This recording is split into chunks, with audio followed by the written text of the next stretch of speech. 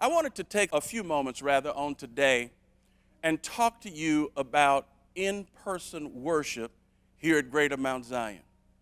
Many of you don't know this, but in July, we were ready. We had a plan to return to in-person worship. And the reason why we had that is because the numbers with respect to the coronavirus were trending in the right direction.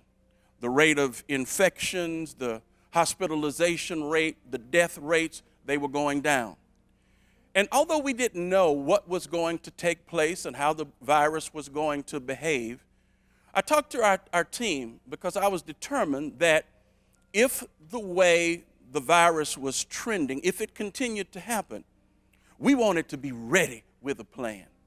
Now, we had no idea what was going to take place, but we wanted to be ready because that's what a church called Greater does.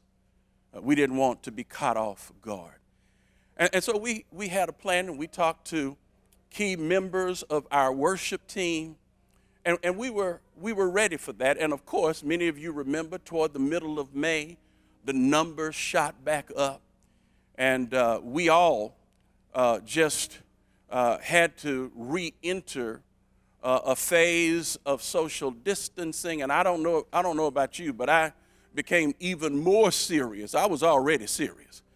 I became even more serious about social distancing during that time because the resilience and just the ease with which this virus was impacting people, it was concerning me, not only for us as a church, but me personally, because I have an underlying condition.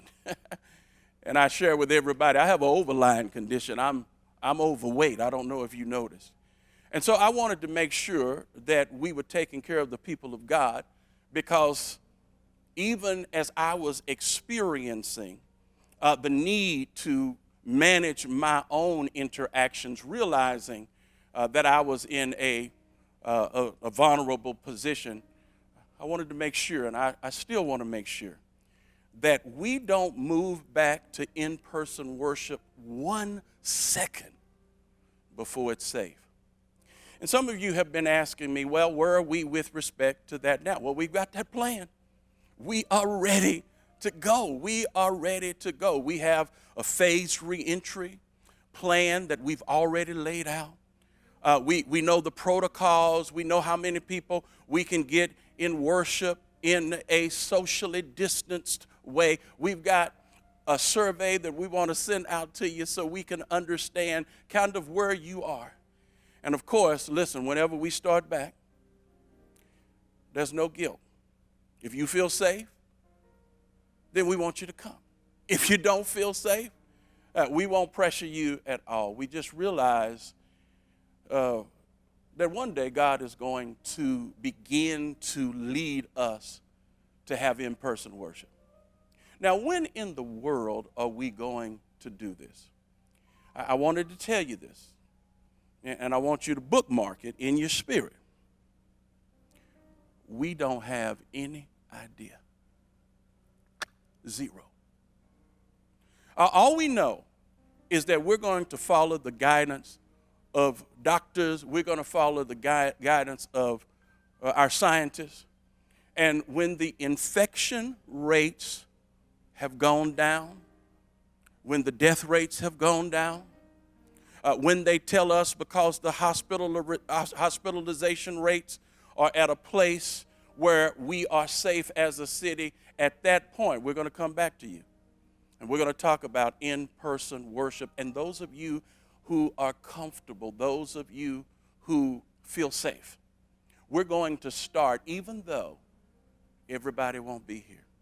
And we will continue to minister online, knowing that we will still have far more people online than we will probably have in this worship space. And that's okay, because this is a new season. This is a new moment in our lives. And I was thinking the other day, one of the reasons why this season is very challenging for many of us is because of the fact that God has given us tremendous stability. Have you ever thought about that?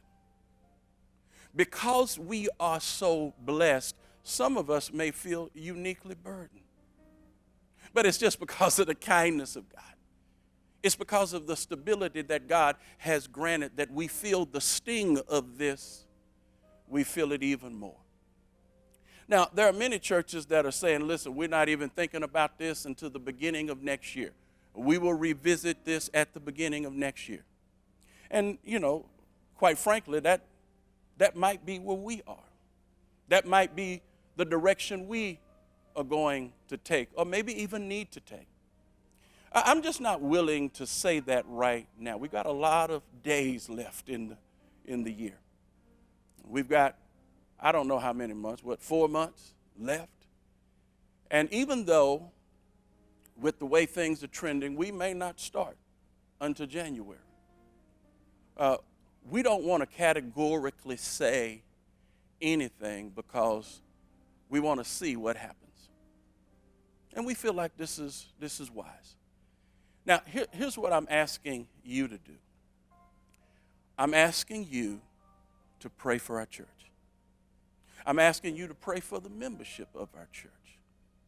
I'm asking you to pray for our staff because skills are being called upon that some of us, we don't have. I'm just being real. And we're learning, and we are investing in being prepared for this new season. And we're excited about what God is going to do. But we need you to pray. Also, I want you to know that our church is doing well. Financially, we are well. Praise God. With respect to our online participation, we are well. Our Bible studies are better attended online than they were obviously in person. We're doing really well with Sunday morning. Now, we would like a few more people to view, a few more people to live stream, but we're solid. We are solid.